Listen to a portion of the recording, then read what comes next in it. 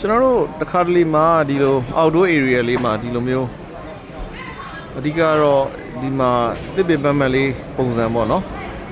လှုပ်ထားခြင်းအဖြစ်ကျွန်တော်တို့တခါတလေမှာဒီrelax ဆိုတဲ့ခံစားမှုကျွန်တော်ရတာပေါ့နော်စိတ်ပန်းပြေစီမှုကိုရတယ်ဆိုတော့ဒါတွေကတော့ဟိုအစစ်မဟုတ်ပါဘူးအပင်စစ်မဟုတ်အတူပဲဒါပေမဲ့စစ်3နိုင်တော့ပိုကောင်းတော့လေအစစ်ကတော့နည်းနည်းခိကရများတာပေါ့နော်ရေလောင်းအောင်မယ်ဘာညာပေါ့ဆိုတော့အတူကတော့ကျွန်တော်တို့ artificial ကတော့ပြစ်ထားလို့ကောင်းတာပေါ့နော်ဆိုတော့ဘာပဲပြောအတူပဲသုံးစစ်ပဲသုံးပါဒီလိုနေရာလေးတွေကျွန်တော်တို့ကိုယ်အိမ်ထဲမှာတခါကြရင်အခန်းချင်းကို channel မှာအခန်းအခါဘယ်လိုခေါ်မလဲမြေကွက်လက်ကကျင်းနေပေမဲ့ကျွန်တော်တို့ဒီလိုမျိုးတွေထားချိခြင်းအပြင်ကျွန်တော်တို့အပြင်မှာမိသားစုစကားပြောမယ်ထမင်းစားမယ်ဒါတွေလည်းလုပ်လို့အဆင်ပြေပါတယ်ဒါကြောင့်ကျွန်တော်တို့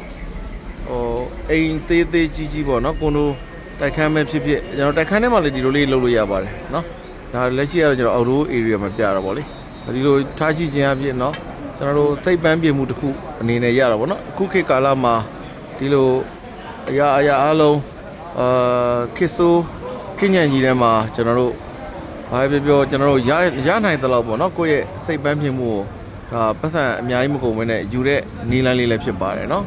အမြဲတမ်းအိမ်ထဲမှာနေတဲ့လူတွေအချမ်းထဲမှာချမ်းကြေးမွေနိုင်တော့မှကျွန်တော်တို့ဒီမှာ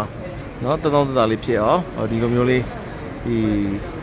အပင်တုလေးတွေနဲ့လုံးမအပင်စစ်လေးနဲ့ဒီလို walling ကာတာပေါ့နော်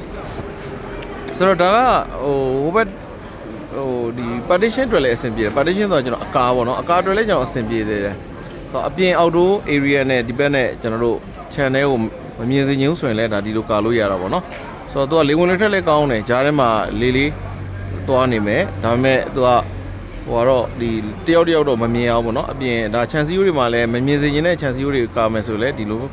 ကျွန်တော်ကာလို့ရတယ်ဒါလေးလည်း idea လေးလည်းကောင်းပါတယ်နော်ဒါလေးကျွန်တော်တင်ပြခြင်းဖြစ်ပါ